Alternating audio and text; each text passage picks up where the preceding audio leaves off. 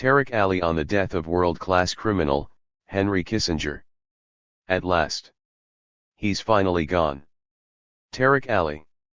November 30, 2023. Tariq Ali on the death of world-class criminal, Henry Kissinger. At last. He's finally gone. The Rolling Stone headline says it all: Henry Kissinger, war criminal beloved by America's ruling class, finally dies.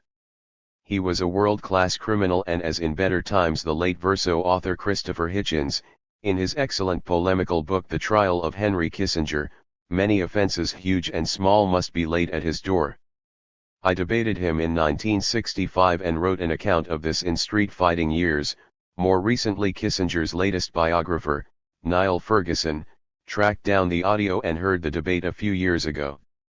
Kissinger's principal crimes were in Indochina.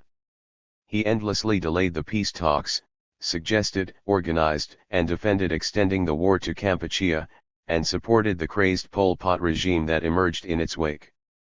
For his role in Indochina, he was awarded the Nobel Peace Prize by the Cold War scumbags who ran the organization. In an attempt to cover their posteriors, they awarded it jointly to Lee Duc Tho, the prime negotiator for Vietnam. He refused with a very dignified statement. In Chile, as is now well known, Kissinger was centrally involved in helping plot the Pinochet coup d'état of September 11, 1973 that toppled the popular socialist government of President Salvador Allende, who died under a hail of gunfire inside the Moneda Palace. It was not yet the custom for the United States, aka international community, to describe these events as regime changes to defend humanitarian values. Organized tension by Kissinger, Pinochet, and the generals was leading to a confrontation. What was to be done? A huge debate erupted on the Chilean left.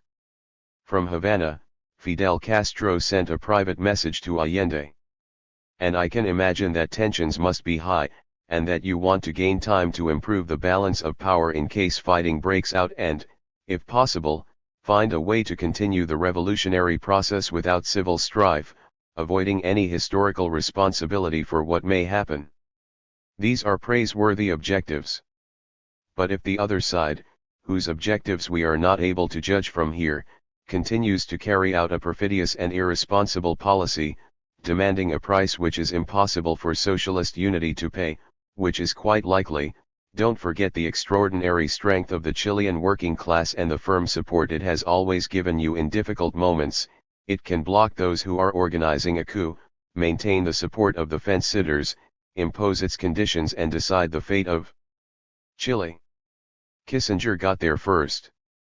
The more liberal chief of the army, Carlos Prats, was assassinated, Pinochet acceded to power, the golpistas triumphed. We lost. Neoliberal economics under a brutal dictatorship was a perfect model for that period. The total casualties of socialists, communists, and left intellectuals ran into thousands. Elsewhere in the world, the US with Kissinger in the lead backed apartheid South Africa and the dispatch of South African troops to crush the liberation forces in Angola. Here their side suffered a defeat. Cuba sent in troops to help the Angolans, the first major defeat for the white regime in Pretoria.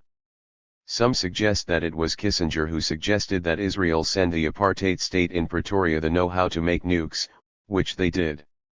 It would certainly be in character for him to have done so, but I have yet to see evidence of his direct involvement in Operation Samson. In South Asia, with India possessing nukes already, the Bhutto government in Pakistan was determined that Pakistan should get its own. Libya agreed to fund the whole show. The US got worried, not so much for India as for Israel. The latter saw this development as an Arab bomb. In his death cell memoir, If I Am Assassinated, Bhutto wrote that during one of Kissinger's visits to Pakistan in 1976 he threatened him mafia-style. Unless Bhutto desisted on the bomb, we'll make a horrible example out of you.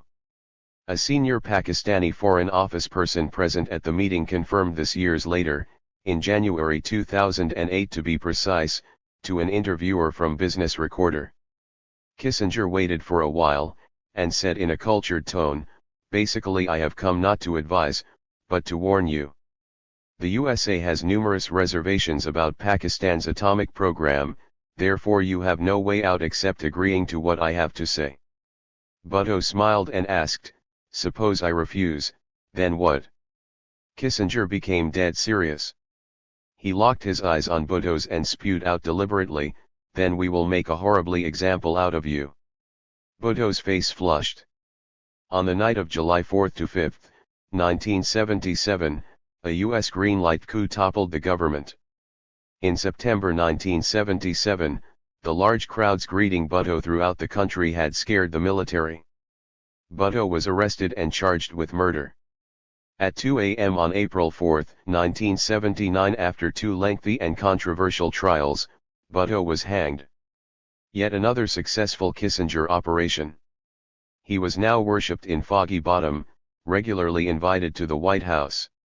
His verbal advice was sought re both Mrs. Gandhi and Bangladesh's Sheikh Mujibur Rahman. Did he suggest that they were both bumped off? No evidence, but not unlikely. She was very hostile to the Zia dictatorship and Mujib had moved too close to the Soviet Union. So why not? One of her Sikh bodyguards who killed her had visited Sikh training camps outside Lahore in Pakistan. A triple murder would be quite an achievement for a once modest Harvard professor. A year before the Soviet Union collapsed, Kissinger advised the White House that even if the result was a Pinochet-style dictator, a new system could still work.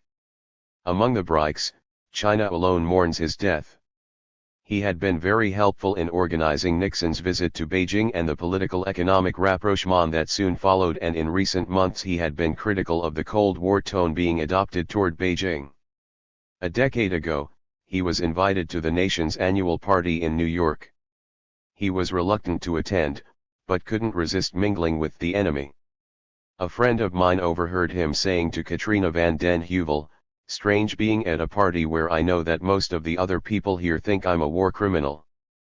Probably the truest sentence he ever spoke. Tariq Ali.